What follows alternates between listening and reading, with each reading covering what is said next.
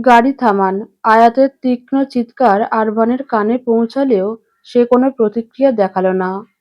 সে অত্যন্ত নিপুণভাবে এক হাতে স্টিয়ারিং ধরে অন্য হাতে ফোনে কথা বলছে। আয়াতের দিকে ভ্রু কুঁচকে একবার তাকিয়ে আবারও সামনের রাস্তার দিকে নজর দিল। ফোনে কাউকে অত্যন্ত শীতল গলায় নির্দেশ দিচ্ছে সে। তোর আসার প্রয়োজন নেই, শুধু টাইমলি গাড়ি পাঠিয়ে দিস। বাকিটা আমি ম্যানেজ করে নেব। বলছি না, গাড়ি থামান। কথা কি কানে যাচ্ছে না আপনার? আয়াত এবার আরো জোরে চেঁচিয়ে উঠল। তার কণ্ঠস্বরে এক ধরনের জেদ আর তীব্র ঘৃণা মিশ্রিত। আরবান ফোনটা রেখে প্রচণ্ড বিরক্তি নিয়ে আয়াতের দিকে তাকালো। মাঝ রাস্তায় তোমার ড্রামা দেখার ইচ্ছে আমার নেই। সকাল থেকে অনেক নাটক সয়েছি। Just shut up and sit quietly. Ayat দাঁতে দাঁত চেপে বলল, আর যাতে আপনাকে আমার ড্রামা না দেখতে হয় সেই জন্যই বলছি গাড়িটা থামান। আপনার মতো একজন জঘন্য আর নিষ্ঠুর মানুষের সাথে এক মুহূর্ত থাকা আমার জন্য দম বন্ধ করা যন্ত্রণার। নিজের অভিজাত্য জাহির করার জন্য দাদাজানের সামনে আমার চরিত্র নিয়ে যে নোংরা খেলা আপনি খেলেছেন, তারপর আপনার পাশে বসে থাকা মানে নিজের আত্মসম্মানকে বিসর্জন দেওয়া। আমার ওপর আপনার কোনো অধিকার নেই। আমি এখনই নেমে যাব। আরবান নিষ্প্রিয় গলায় জবাব দিল, ভুল জানো আয়াত। আইনি এবং ধর্মীয় সব দিক থেকেই তোমার ওপর আমার পূর্ণ অধিকার আছে। আর নেমে কোথায় যাবে? এই জনমানবহীন রাস্তায় একা দাঁড়িয়ে থাকা আর নিজের বিপদ ডেকে আনা একই কথা। দাদাজান তোমাকে আমার সাথে পাঠিয়েছে মানে তুমি এখন আমার রেসপন্সিবিলিটি। সো চুপচাপ বসে থাকো। আয়াদ এবার আরো তেতে উঠল। একজন চরিত্রহীন সুযোগ সন্ধানী মেয়ে যে আপনার টাইপেরও না, তার পাশে বসে থাকাটা তো আপনার জন্য চরম লজ্জাজনক হওয়ার কথা। এই লজ্জায় তো আপনার মরে যাওয়া উচিত। আরবান ঠোঁটের কোণে এক রহস্যময় বাঁকা হাসি ফুটিয়ে তুলল। স্টিয়ারিংয়ে আঙুল ঠুকতে ঠুকতে বলল, মরার শখ আমার বহুদিনের আয়াত। কিন্তু আফসোস, মৃত্যুও হয়তো তোমার মতোই আমাকে ঘৃণা করে। তাই খুব একটা কাছে ঘেঁষে না। তবে আপাতত আমার মরা বা না মরা নিয়ে তোমাকে খুব একটা বিচলিত হতে হবে না। মৃত্যুর জন্য আমি সবসময়ই প্রস্তুত। কিন্তু তোমাকে সেই বিলাসিতা বা মুক্তি দেওয়ার ইচ্ছা আপাতত আমার নেই। মেলবোর্ন পৌঁছানো পর্যন্ত আমার এই বিষাক্ত সাহচর্যটুকু তোমাকে মুখ বুজে সহ্য করতেই হবে, কারণ মাঝপথে কাউকে হারিয়ে যাওয়ার সুযোগ দেওয়া আমার স্বভাব নেই। আরভানের এমন নির্লিপ্ত আর অপ্রত্যাশিত উত্তর আয়াত মোটেও আশা করেনি। সে ভেবেছিল আরভান হয়তো রেগে গিয়ে কিছু একটা বলবে, কিন্তু এই শীতলতা তাকে আরো বেশি অস্বস্তিতে ফেলে দিল। আরভান পুনরায় প্রশ্ন করল, গাড়ি থামিয়ে কার কাছে যাবে তুমি? তোমার ওই সো কল্ড বয়ফ্রেন্ড সাওরিয়ারের কাছে? বারবার নিজের চরিত্রের ওপর এমন কুরুচিপূর্ণ অপবাদ আসাতে আয়াতের মনে হলো কেউ তার গায়ে ফুটন্ত গরম জল ঢেলে দিল। অপমানে তার শরীর রিরি করে উঠল।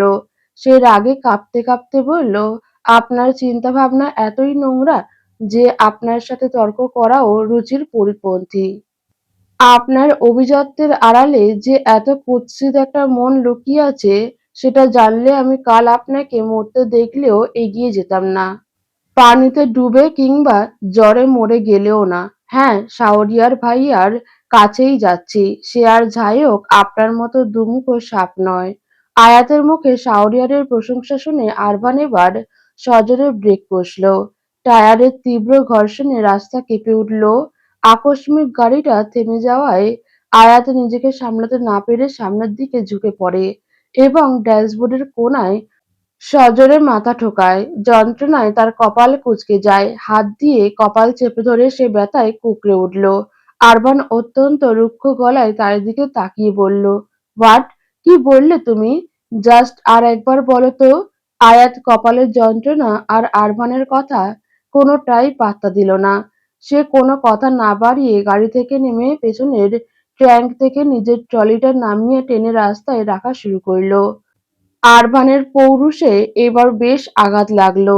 এই প্রথম কোনো মেয়ে তার অবাধ্য হলো এবং তাকে এভাবে তুচ্ছজ্ঞান করলো। সে তো চায়নি আয়াতকে নিজের অন্ধকার জীবনের সাথে জড়াতে, কিন্তু পরিস্থিতির ফেরে তারা এখন এক সূত্রে বাঁধা। এত প্রচেষ্টাতেও যখন সব ব্যর্থ হলো, তবে এখন আর কিছু করার নেই। তার এই ক্ষণিকের দুনিয়ায় আয়াতকে তার সঙ্গী হতেই হবে। হোক তা বাধ্য হয়ে। আরবান গাড়ি থেকে নেমে দ্রুত পায়ে গিয়ে আয়াতের হাতটা সজোরে ধরে ফেলল। গাড়িতে ওঠো আয়াত, কোনো সিন ক্রিয়েট করবে না এখানে। আয়াত হাত ছাড়ানোর চেষ্টা করে চিৎকার করে উঠল। আপনার সাহস হয় কিভাবে আমার হাত ধরার? হাত ছাড়ুন। হাত যখন ধরেছি তখন ছাড়ার জন্য ধরিনি। আরবানের গলার স্বর এখন বরফের মতো শীতল। আপনি তো একটা গিরগিটির চেয়েও খারাপ। ক্ষণে ক্ষণে রূপ বদলান, তবে আপনার এই মায়াবী রূপে অন্তত আয়াত মোর্শেদ গলছে না। আয়াত জেদ ছাড়ো, গাড়িতে চলো, যা কথা পরে হবে। এখানে রাস্তার মাঝখানে থাকাটা মোটেও সেফ না। আয়াত দাঁত কিরমির করে বলল, আপনার পাশে থাকার চেয়ে নরকও আমার জন্য সেফ জায়গা। হাত ছাড়ুন বলছি। আয়াত আর আরবানের মাঝে এক প্রকার ধস্তাধস্তি শুরু হলে আকস্মিক হাত ছুটাতে গিয়ে আয়াত সজোরে আরবানের গালে একটি চড় বসিয়ে দিল। চড়ের শব্দ পুরো নিস্তব্ধ রাস্তাটা যেন স্তব্ধ হয়ে গেল। আয়াত হাঁপাচ্ছে, তার চোখ দিয়ে আগুন ঝরছে। সে কম্পিত গলায় বলল, আমার ব্যক্তিগত জীবন আর আমার সত্তা দুটো থেকেই শত হাত দূরে থাকুন। আপনার ওই নোংরা অভিজাত্যের স্পর্শ দিয়ে আমাকে আর অপবিত্র করার চেষ্টা করবেন না। নেক্সট টাইম আমাকে ছোঁয়ার আগে নিজের পরিণতির কথা ১০ বার ভেবে নেবেন। পুরো পরিবেশটা নিথর হয়ে গেল। আয়াত নিজেও কিছুটা অপ্রস্তুত হয়ে পড়ল নিজের কাজের জন্য। যদিও তাতে তার বিন্দুমাত্র অনুশোচনা নেই। আরবান স্থির হয়ে দাঁড়িয়ে রইল। তার গালে আয়াতের আঙুলের ছাপ স্পষ্ট হয়ে উঠেছে। আরবান যন্ত্রণাকাতর এক টুকরো হাসি হাসল, তবে সেই হাসিতে বিদ্রূপের চেয়ে বিষাদ ছিল প্রখর। সে বিড়বিড় করে বলল, তুমি তো এলিনা চৌধুরীকে দেখোনি আয়াত, তাহলে তার মতো এত নিষ্ঠুরতা কোথায় পেলে? তুমিও ঠিক তাই করলে। যে হাত দিয়ে কাল রাতে আমার ব্যথিত বুকে সেবা দিয়েছিলে, সেই হাত দিয়েই আজ গালে চড় মারলে। আয়াত কোনো কথা বলল না। তার মানে এলিনা চৌধুরীর পরিচয় নিয়ে ক্ষণিকের কৌতূহল জাগলেও সে তা নিজের ভেতরে চেপে রাখল। ঘৃণায় মুখ ফিরিয়ে সে সামনের রাস্তার দিকে পা বাড়ালো। আরবান আর ঝুঁকি নিতে চাইল না। সে ড্যাশবোর্ড থেকে একটি ছোট্ট ক্লোরোফর্ম স্প্রে বের করে শান্ত গলায় ডাকল, আয়াত। আয়াত চরম বিরক্তি নিয়ে পিছনে ফিরল। সে চেঁচিয়ে বলল, সমস্যা কি আপনার? কি চান আপনি? সকাল পর্যন্ত যে আপনার চোখে চরিত্রহীন সুযোগসন্ধানী মেয়ে ছিল, যাকে ডিভোর্স দিতে আপনি মরিয়া ছিলেন, এখন তাকে সাথে নিয়ে যাওয়ার জন্য এত তোড়জোড় কেন? শুধু দাদাজানের কথায়? নাকি অস্ট্রেলিয়া নিয়ে আমাকে পাচার করে দেওয়ার কোনো ফোন দিয়ে এঁটেছেন? আয়াতের জ্বলন্ত প্রশ্নের কোনো উত্তর আরভান দিল না। সে শুধু এক মুহূর্তের জন্য আয়াতের চোখের দিকে গভীর এক দৃষ্টিতে তাকালো। তারপর সরাসরি ওর নাকে মুখে স্প্রে করে দিল। আয়াত কিছু বোঝার আগেই চোখের সামনে সব অন্ধকার হয়ে এলো। সে জ্ঞান হারিয়ে আরবানের প্রশস্ত বুকে ঢলে পড়ল। আরবান তাকে পরম মমতায় নিজের শক্ত বাহু ধরে আগলে নিল। আয়াতের এলোমেলো লম্বা চুলগুলো কানের পিছে গুজে দিল। আয়াতের চোখের কোণে জমে থাকা এক ফোঁটা তপ্ত জল নিজের আঙুলের ডগা দিয়ে মুছে দিতে দিতে সে ক্লান্ত স্বরে বলল, তোমার চোখের ওই পানি আমার চিরন্তন দুর্বলতা আয়াত। ঘৃণা করো আমায়, প্রাণ ভরে করো, তবে আপাতত আমার সাথেই থেকো। আরবান আয়াতকে পাঁজা কোলে তুলে নিয়ে গাড়ির ফ্রন্ট সিটে বসালো। নিজের ড্রাইভিং সিটে বসে আয়াতের সিট বেল্ট বাঁধতে গিয়ে আরবানের হাতটা হঠাৎ থমকে গেল। তার চোখ হঠাৎ আটকে গেল আয়াতের ঠোঁটের নিচে থাকা সেই ছোট্ট তিলটার দিকে। আরবান কিছুক্ষণ নির্নিমেষ চেয়ে রইল। এক নিষিদ্ধ আকর্ষণে অবচেতন মনেই একটা আঙুল সেই তিলটার ওপর ছুঁয়ে দিল। পরক্ষণেই যেন তার হুঁশ ফিরল। সে চোখ খিচে বন্ধ করে নিজেকে শাসালো। Damn it! এসব কি করছি আমি? সে স্টিয়ারিং এ জোরে একটা থাপ্পড় মারল। প্রচণ্ড মানসিক চাপে তার শ্বাসকষ্ট শুরু হলো। কথা বলতে কিছুটা ব্যাঘাত ঘটছিল। সে সামনে থেকে এক বোতল পানির আর বিশেষ এক ধরনের ট্যাবলেট বের করে গিলে ফেলল। সিটে মাথা হেলিয়ে ঘাড় বেঁকিয়ে সে আয়াতের অচেতন মুখের দিকে তাকিয়ে বিড়বিড় করে বলল, আমি মোটেও এসব করতে চাইনি, কিন্তু তুমি আমাকে বাধ্য করলে আয়াত। আমি এখানে তোমাকে কোনো নোংরা অপবাদ দিতে আসিনি, বরং তোমাকে মুক্ত করতে এসেছিলাম। কিন্তু এসেই বউ বেশে তোমাকে অন্য কারোর পাশে বসে থাকতে দেখে আমি নিজের উপর নিয়ন্ত্রণ হারিয়ে উন্মাদের মতো কথা বলেছি। তোমার ওই ছোট্ট মুখটা এক পলক দেখার জন্য দিনের পর দিন আমি তিলে তিলে দগ্ধ হয়েছি। তারপরও তোমার ভালো চেয়ে তোমার আশেপাশে আসিনি।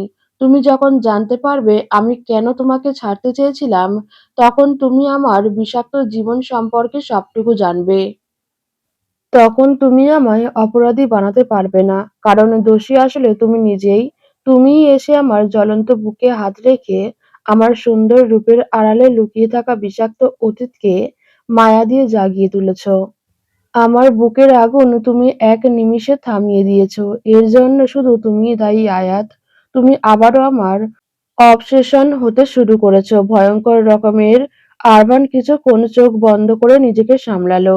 তারপর আবার বলতে শুরু করলো, সত্যি বলছি, শেষবারের মতো তোমাকে শুধু এক পলক দেখে চিরতরে চলে যেতে চেয়েছিলাম।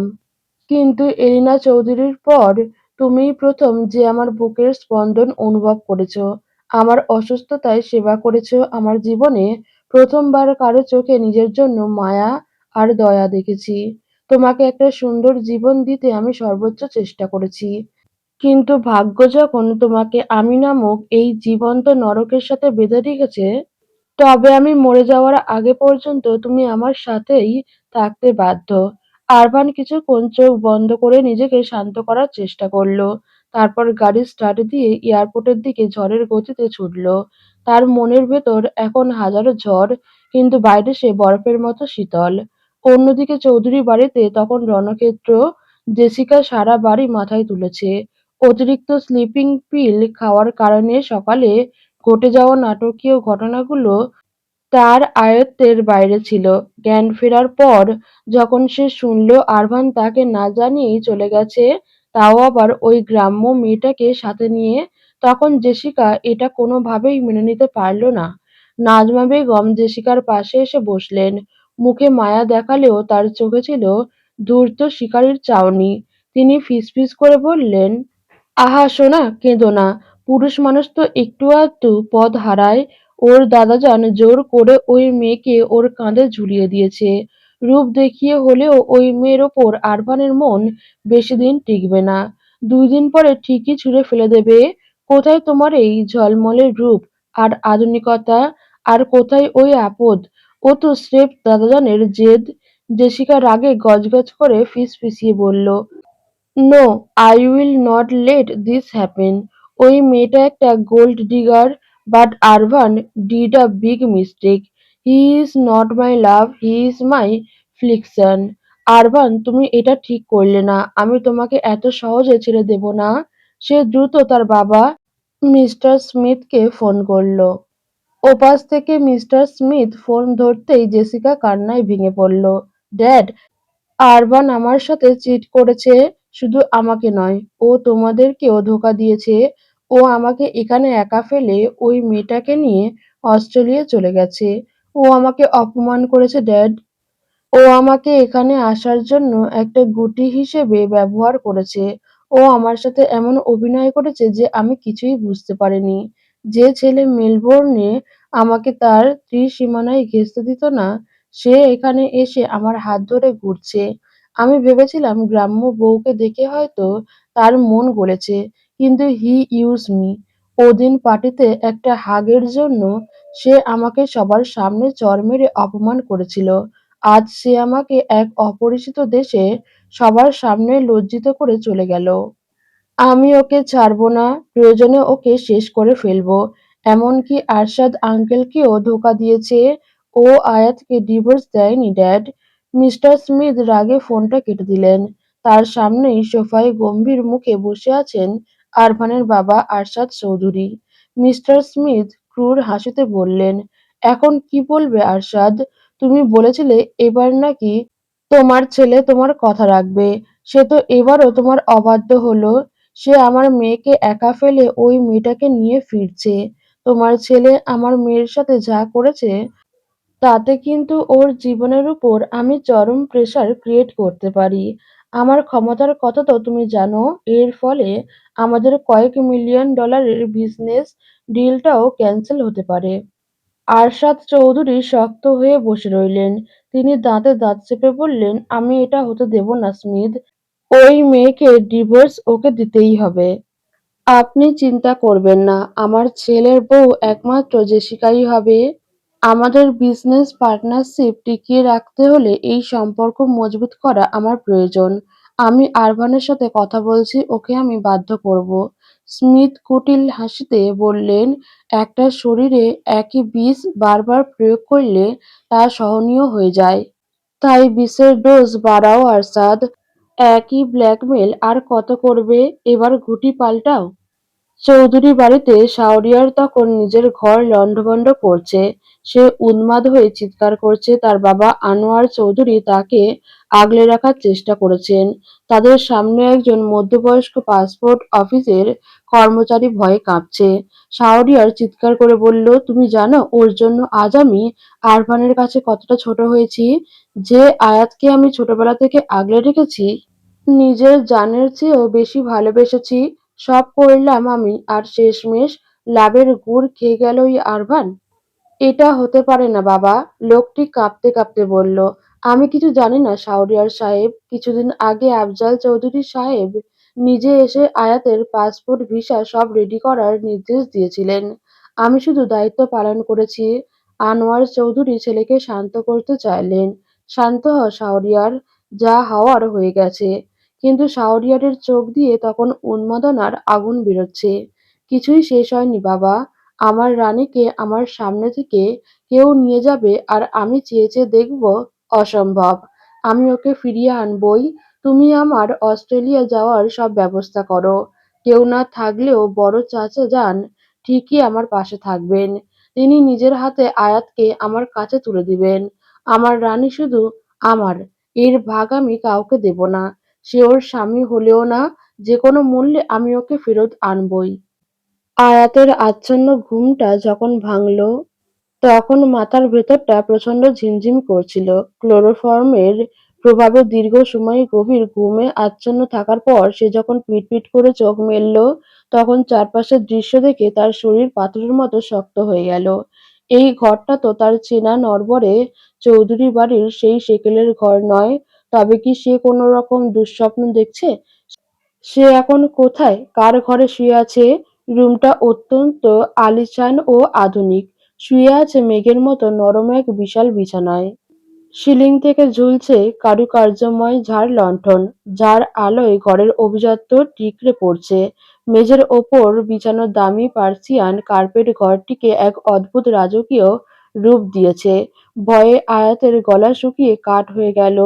মস্তিষ্কের কোষে চাপ দিতেই তার মনে পড়ল সেই নির্জন রাস্তার কথা, আরভানের সেই নিষ্ঠুর শীতল চোখজোড়া আর নাকে চেপে ধরা সেই উগ্র গন্ধওয়ালা স্প্রে।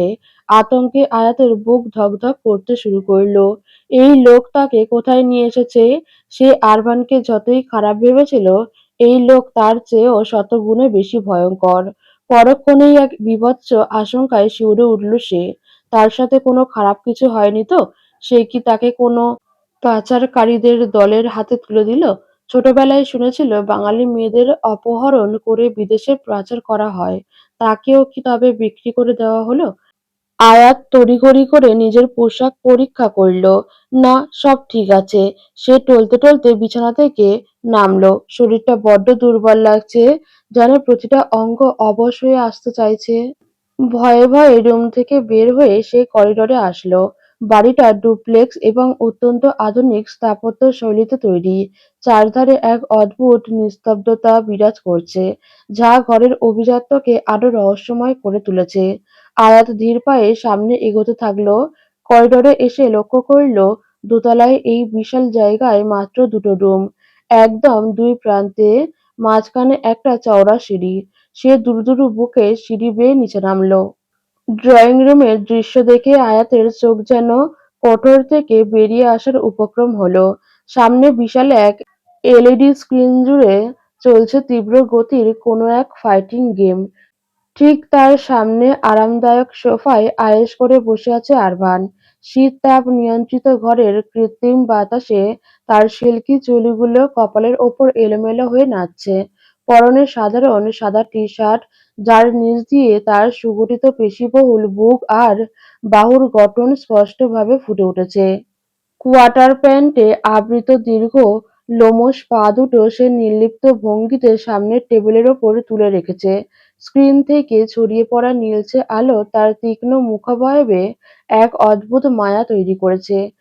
কানে হেডফোন হাতে শক্ত করে ধরা রিমোট কন্ট্রোল, পুরো মনোযোগটাই গেমের ভেতর ডুবে আছে তার। আরভানের ঠিক পাশেই বসে আছে আরেকজন যুবক, যে পুরোপুরি ফরমাল পোশাকে সজ্জিত। তার গড়ন আর মুখবয়বে খাঁটি বাঙালির ছাপ স্পষ্ট। গেমের উত্তেজনায় সে ডুবে থাকলেও হঠাৎ আগন্তুক যুবকটির চোখ উপরে সিঁড়ির দিকে পড়ল। আয়াতকে দেখা মাত্র সে সম্মোহিত হয়ে সেদিকে তাকিয়ে রইল। খেলায় পাল্টা রেসপন্স না পেয়ে আরভান বিরক্ত হয়ে পাশে বসা ফারহানের দিকে তাকালো। ফারহান তখন হাঁ করে সিঁড়িতে দাঁড়িয়ে থাকা শুভ্র বসনা আয়াতের দিকে তাকিয়ে আছে। আরভান ফারহানের দৃষ্টি অনুসরণ করে পেছনে ফিরে তাকালো। আয়াতকে দেখা মাত্র আরভানের চোখের মণি এক মুহূর্তের জন্য প্রসারিত হলো। পরক্ষণেই তা এক গম্ভীর আক্রোশে কুঁচকে গেল। ফারহান বিস্ময় সামলাতে না পেরে আরভানের হাত ধরে নাড়া দিয়ে বলল, এভি, তোর বাড়িটাতে একটা মেয়ে। আমি কি সত্যি দেখছি নাকি চোখের ভুল? এটা কে? আগে তো কখনো দেখিনি। তোর বোন? কিন্তু এলিনা আন্টির তো তুই একাই সন্তান। তাহলে তোর বাবা কি গোপনে বাংলাদেশে বিয়ে টিয়ে করেছে নাকি? তুই তো জানাসনি ব্রো। আরভান রক্তচক্ষু নিয়ে তাকাতেই ফারহান তখনই চুপসে গেল। কিন্তু বিস্ময় সামলাতে না পেরে সে এক লাফে উঠে আয়াতের সামনে গিয়ে দাঁড়ালো। হে কৃষ্ণ নয়নী, তোমাকে তো আগে কখনো দেখিনি। এমন ভয়ঙ্কর সুন্দর দুটো কাজলা-রাঙা চোখ নিয়ে তুমি কোন স্বপ্নলোক থেকে এলে হে রমণী? ফারহানের এমন কাব্যিক ঢং দেখে আয়াত মুহূর্তে বাক্যহারা হয়ে গেল। সে শুধু অস্ফুট স্বরে কাঁপা গলায় বলল, বাংলাদেশ। ফারহান বিস্ময় কাটিয়ে মৃদু হেসে বলল, আমি আগেই আন্দাজ করেছিলাম। তোমার ওই টানা টানা মায়াবী চোখের চাহনি বলে দিচ্ছিল তুমি আমাদের দেশেরই মেয়ে। প্রবাসে নিজের দেশের কাউকে দেখার আনন্দই আলাদা। আরবানের এই রোবট ডেরায় তোমার মতো জ্যান্ত মানুষকে দেখে তো আমার নিজের চোখকেই বিশ্বাস হচ্ছে না। ফারহান গদগদ হয়ে হাত বাড়িয়ে দিল। হাই, আমি ফারহান, এই খিটখিটে মেজাজের মিস্টার আরবানের পার্সোনাল অ্যাসিস্ট্যান্ট, ওরফে একমাত্র দুর্ভাগা বেস্ট ফ্রেন্ড। আয়াত হতভম্ব হয়ে ফারহানের হাতের দিকে তাকিয়ে রইল, আর দূর থেকে আরভানের শীতল দৃষ্টি তাদের উপর স্থির হয়ে রইল। আয়াত হতভম্ব হয়ে ফারহানের বাড়িয়ে দেওয়া হাতের দিকে তাকিয়ে রইল ঠিকই, কিন্তু হাত মেলানোর সুযোগ আর পেল না। তার আগেই আরভান বিদ্যুৎ গতিতে এসে ফারহানের হাতটা খপ করে ধরে ফেলল। আরভান এত জোরে ফারহানের হাত চেপে ধরল যে বেচারা যন্ত্রণায় কোঁকিয়ে উঠল। মনে হচ্ছে হাতের হাড়গুলো বুঝি এখনই গুঁড়ো হয়ে যাবে। ফারহান আরভানের দিকে অসহায় দৃষ্টিতে তাকালো, কিন্তু আরভান তাতে বিন্দুমাত্র ভ্রূক্ষেপ করল না। আয়াত তাদের এই পুরুষালী শক্তির প্রদর্শনীতে বেশি নজর দিল না। তার মাথায় তখন অন্য চিন্তা। সে তীক্ষ্ণ কণ্ঠে প্রশ্ন করল, আমি এখন কোথায়? আমাকে কোথায় নিয়ে এসেছেন আপনি? আরভান ফারহানের হাতটা তাচ্ছিল্যের সাথে ঝেড়ে ফেলে দিয়ে নির্লিপ্তভাবে আবার গেমের দিকে ফিরল। অত্যন্ত নির্বিকার গলায় জবাব দিল, অস্ট্রেলিয়ায়, মেলবোর্ন সিটিতে। আয়াতের পায়ের তলা থেকে যেন মাটি সরে গেল। সে রণমূর্তি ধারণ করে চেঁচিয়ে উঠল, কি? আপনি কি আমার সাথে ইয়ার্কি করছেন? আপনার সাহস হয় কিভাবে? একটা মেয়ের অনুমতি ছাড়া তাকে এভাবে অন্য দেশে তুলে নিয়ে আসার? আমি আপনার নামে ইন্টারপোলে অপহরণের মামলা করব। আপনাকে আমি জেলে পাঠাবো। আয়াতের তীব্র চিৎকারে ফারহান একদম কুঁকড়ে গেল। এভাবে আরভানের সাথে উচ্চস্বরে কথা বলার সাহস স্বয়ং আরশাদ চৌধুরীরও নেই। অথচ এই মেয়েটি এক্কেবারে হুংকার দিচ্ছে। ফারহান মনে মনে ভাবল, মেয়ের কপালে আজ নির্ঘাত দুঃখ আছে। আরভান রেগে গিয়ে না আবার চড়-থাপ্পড় মেরে বসে। ঠিক সেই সময় ফারহানের ফোনে একটা কল আসায় সে নিজের হাত ডলতে ডলতে একটু আড়ালে চলে গেল কথা বলতে। আরভান স্ক্রিন থেকে চোখ না সরিয়েই শান্ত স্বরে বলল, তোমার কি মনে হয় আমাকে আটকে রাখার মতো কোনো জেল এই দেশে আছে? আয়াত বিমূঢ় হলো। সে একজন আইনের ছাত্রী। সে জানে বিচার ব্যবস্থা সব দেশেই আছে। কিন্তু আরবানের আত্মবিশ্বাস দেখে কিছুটা বিভ্রান্ত। বিদেশের জেলখানা কেমন হয় বা আদৌ সেখানে আইনের শাসন কতটা কড়া তা তার জানা নেই। সে খবরের কাগজে মাঝে মাঝে পড়েছে বিদেশের স্কুলগুলোতে বাচ্চারা পিস্তল হাতে সহপাঠীদের গুলি করে। আইন কি তবে সেখানে এতটাই শিথিল? আয়াত ভাবল, বাংলাদেশেও তো রাঘব বোয়াল অপরাধীদের কোনো শাস্তি হয় না। তারা টাকা আর ক্ষমতার জোরে আইনের হাত থেকে ফসকে যায়। তবে কি এই উন্নত দেশেও আরবানের মতো বিত্তবানদের জন্যই আইন অন্ধ? আয়াত অনেক চিন্তা করে উত্তর না পেয়ে বোকার মতো প্রশ্ন করে ফেলল, এদেশে কি সত্যিই কোনো জেল নেই? আপনি কি যা খুশি তাই করতে পারেন? আয়াতের এমন অসংলগ্ন প্রশ্ন শুনে আরভান নিজেও কিছুটা থমকে গেল। সে এই মেয়েকে নিজের ক্ষমতা আর প্রতিপত্তি বোঝাতে চেয়েছিল, আর এই মেয়ে আক্ষরিক অর্থেই জেলখানার অস্তিত্ব নিয়ে প্রশ্ন তুলল। তার ঠোঁটের কোণে এক চিলতে বাঁকা হাসি দেখা দিল। আয়াত নিজের প্রশ্নের বোকামি বুঝতে পেরে অপ্রস্তুত হলো। মুখ ফসকে উল্টোপাল্টা কিসব বের হয়ে যাচ্ছে। কথা সামলাতে সে তড়িঘড়ি করে বলল, আপনাকে যদি সাধারণ জেলে না নেয় তবে ফ্রান্সের ডেভিলস আইল্যান্ডের মতো কোনো না কোনো দ্বীপে তো ঠিকই বন্দী করে রাখবে। কারণ আপনার মতো অপরাধীরা লোকালয়ে থাকার যোগ্য না। আরভান গেমের রিমোটটা পাশে রেখে সোজা হয়ে বসল। পূর্ণ দৃষ্টিতে আয়াতের দিকে তাকিয়ে শান্ত স্বরে বলল, ওকে, নো প্রবলেম। আমাকে যদি তেমন কোনো দ্বীপে পাঠায় তবে তুমিও আমার সাথে যাবে। সেখানে গিয়ে আমরা দুজনে মিলে নিরিবিলি সংসার করব। আয়াত থতমত খেয়ে বলল, আমি কেন আপনার সাথে যাব? আর আপনার মতো একজন পাষণ্ডের সাথে আমার কিসের সংসার? আরভান এবারে দাঁড়িয়ে আয়াতের দিকে 2 পা এগিয়ে এলো। কেন যাবে না? তুমি আমার অর্ধাঙ্গিনী। আমি যদি দ্বীপের ওই জেলে যাই তবে আমার অর্ধেক অংশ কার জন্য এখানে ফেলে যাব, সাথে করেই নিয়ে যাব। বাকি জীবনটা ওই নির্জন দ্বীপেই কাটিয়ে দেব। আয়াত ক্ষেপে পাল্টা উত্তর দিতে মুখ খুলতেই হাউসকিপার ডেইজি ড্রয়িং রুমে প্রবেশ করল। মধ্যবয়সী ডেইজির পরনে ট্রাউজার আর একটা সাদা টি-শার্ট। বয়স যেন তার ব্যক্তিত্বের কাছে হার মেনেছে।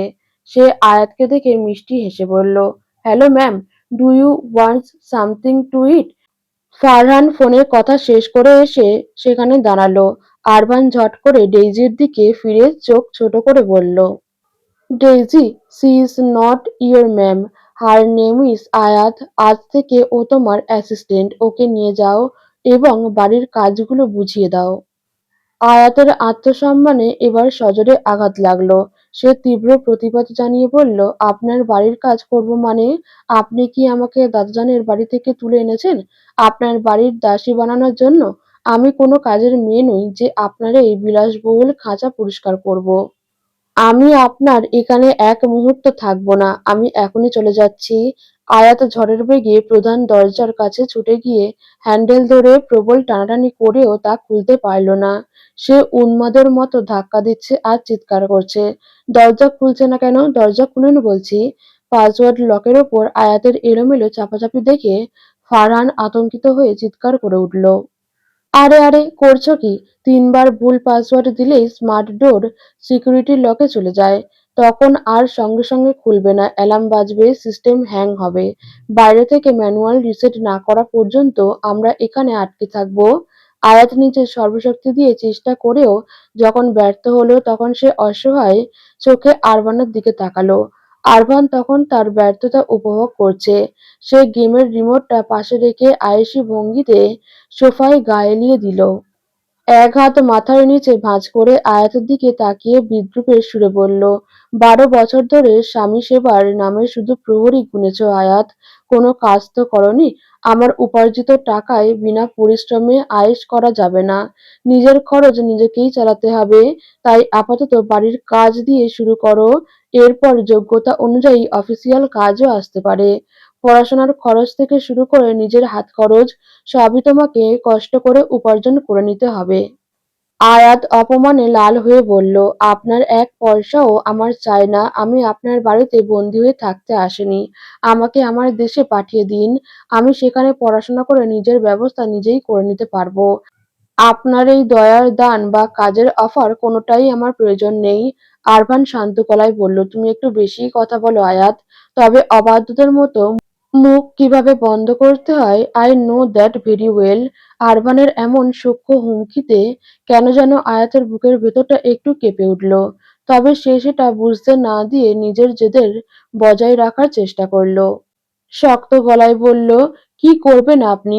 দেখি, পারলে করুন। আমাকে ভয় দেখিয়ে লাভ নেই। আরবান হাত বাড়িয়ে টেবিলের ওপর রাখা সেই ক্লোরোফর্ম স্প্রেটা হাতে নিতেই আয়াতের মুখ শুকিয়ে গেল। এই পাগলাটে লোকের কোনো বিশ্বাস নেই। আবার যদি নাকে স্প্রে করে ঘুম পাড়িয়ে দেয়, আবার যদি নাকে স্প্রে করে ঘুম পাড়িয়ে দেয়। এমনিতেই খিদেয় তার পেট চোচো করছে। সে আর এক মুহূর্ত দেরি না করে দ্রুত দুপা পিছিয়ে হাউসকিপার ডেইজির পিছু পিছু রান্নাঘরের দিকে ছুটল। শুধু ছুটলই না, ডেইজির পাশে গিয়ে আবারও নিচু স্বরে প্রশ্ন করল, ডেইজি, এই দেশে কি সত্যিই ডেভিলস আইল্যান্ডের মতো কোনো দ্বীপ আছে? যদি থাকে তবে আমায় একটু সাহায্য করো। আমি ওই পিশাচটাকে চিরতরে ওখান থেকে পাঠানোর ব্যবস্থা করতে চাই। আরভানের ঠোঁটের কোণে একটা রহস্যমাখা হাসি ফুটে উঠল। ফারহান হাঁ করে পুরো দৃশ্যটা দেখছিল। এমন দৃশ্য তার জন্য একদম নতুন। এই প্রথম সে দেখল কোনো মেয়ের সাথে আরভান এভাবে পাল্লা দিয়ে তর্ক করছে, অথচ তাকে চড়-থাপ্পড় মেরে বের করে দিচ্ছে না। ফারহান নিজের ব্যথা পাওয়ার হাতটা ডলতে ডলতে বলল, ব্রো, এই মেয়ে আসলে কে? তুই তো কোনো মেয়েকে তোর এবং তোর বাড়ির ত্রিসীমানায় আসতে দিস না, আর একে দেখছি সোজা তোর বেডরুম থেকে নেমে আসছে। ঘটনা কি? আরভান কোনো জবাব দিল না। ফারহান জানে এই ছেলে নিজে থেকে মুখ না খুললে তাকে পারমাণবিক বোমা মেরেও কথা বলানো যাবে না। আরভান প্রসঙ্গে পাল্টে নির্লিপ্ত গলায় প্রশ্ন করল, আজকের মিটিং কয়টায়? ফারহান উত্তর দিল, ৯টায়। এভি, তোর বাবা আরশাদ চৌধুরী আজ তোর সাথে দেখা করতে চান।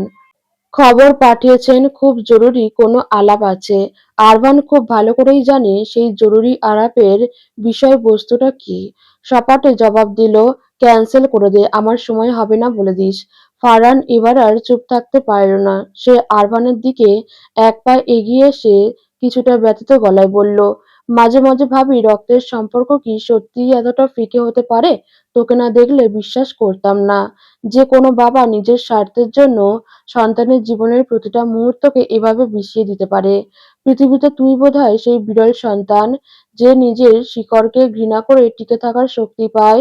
যেখানে মানুষ বাবা-মায়ের ছায়া খুঁজে বেড়ায়, সেখানে তুই তাদের উপস্থিতিটাকেই বিষ মনে করিস। আরভান কোনো উত্তর দিল না। সে জানালার বাইরে দিগন্তের বিষণ্ণ আলোর দিকে তাকিয়ে রইল। তার চোখজোড়া যেন এক অতলান্ত শূন্যতা বহন করছে। খানিক বাদে সে গভীর দীর্ঘশ্বাস ফেলে গম্ভীর স্বরে বলল, শিকড় যদি বিষাক্ত হয় ফারহান, তবে সেই গাছ বেশিদিন বাঁচে না। দীর্ঘশ্বাস ফেলে বলল, এরিনা চৌধুরীকে কাল একবার এখানে নিয়ে আসিস। নিজে গিয়ে নিয়ে আসবি, তবে খেয়াল রাখবি আমি আসতে বলেছি সেটা যেন সে ভুলেও জানতে না পারে। ফারহান বিষণ্ণ গলায় বলল, তোমাদের সম্পর্কের সমীকরণগুলো আমি সত্যিই বুঝি না আরভান। আমি নিজের অভাবী পরিবারের কাছে যাওয়ার জন্য প্রতিটা মুহূর্ত গুনছি, শুধু তোর কথা ভেবে। আর এই টাকার প্রয়োজনে বিদেশে পড়ে আছি। আর তোরা একই পরিবারের হয়েও যোজন যোজন দূরে থাকিস। আরভান একটা বিষাক্ত হাসি হাসল। জানালার কাঁচে নিজের প্রতিবিম্বের দিকে তাকিয়ে সে ধীর-স্থিরভাবে বলল, সংসার বা পরিবার বলে আমাদের এখানে কিছু অবশিষ্ট নেই ফারহান। পরিবার বলতে তুই যা বুঝিস তা এই বাড়ির চৌকাঠ মাড়ানোর অনেক আগেই শেষ হয়ে গেছে। এখানে সম্পর্ক মানে স্রেফ লেনদেন, যেখানে একজন স্বামী তার স্ত্রীর সম্পত্তি গ্রাস করার নেশায় মত্ত, আর সেই স্ত্রী নিজের হারানো সম্পদ পুনরুদ্ধারের আশায় পরম শ্রদ্ধেয় স্ত্রী সেজে দিনের পর দিন অভিনয়ের জাল বুনে যাচ্ছে। সেখানে সন্তান বলে কোনো শব্দ নেই। তাদের এই স্বার্থের লড়াইয়ে আমার অস্তিত্ব বা সময় কেবল একটা বিনিয়োগ মাত্র। তার এই বিনিয়োগের মেয়াদ ফুরিয়ে আসছে, সেটা ওরা বুঝতে পারছে না। কথাটা বলেই আরভান অত্যন্ত ধীর পায়ে সিঁড়ি বেয়ে নিজের ঘরের দিকে চলে গেল। তার প্রতিটা পদক্ষেপ যেন এক ক্লান্তির ভার বহন করছে। ফারহান অপলক দৃষ্টিতে ওর যাওয়ার পথের দিকে তাকিয়ে রইল। সে জানে আরভানের শরীরের ভেতরের এক অদৃশ্য ঘাতক ধীরে ধীরে জাল বুনছে। যা যেকোনো মুহূর্তে সব শেষ করে দিতে পারে। অথচ এই মানুষটা বাঁচতে চাওয়ার বদলে মৃত্যুর প্রহর গুনতেই যেন বেশি আগ্রহী। ফারহান বিড়বিড় করল, যদি এই পাথরটার জীবনে একবার সত্যিকারের এক পশলা ভালোবাসার বৃষ্টি নামতো, তবে হয়তো তার ভেতরের এই বিষাক্ত দহনটুকু অন্তত শান্ত হতো। এই ক্ষতবিক্ষত ছেলেটা যদি জীবনে কোনোদিন নিখাদ এক বিন্দুও ভালোবাসা পেত, তবে হয়তো এই অকাল মৃত্যুর মিছিলে ও শামিল হতে চাইতো না। হয়তো সেই ভালোবাসার মায়ায় ও আরো একবার নতুন করে বেঁচে থাকার জন্য লড়াই করত। কেউ কি আসবে না যে আরমানের এই ভগ্ন হৃদয়ে নতুন করে বাঁচার তৃষ্ণা জাগিয়ে দেবে?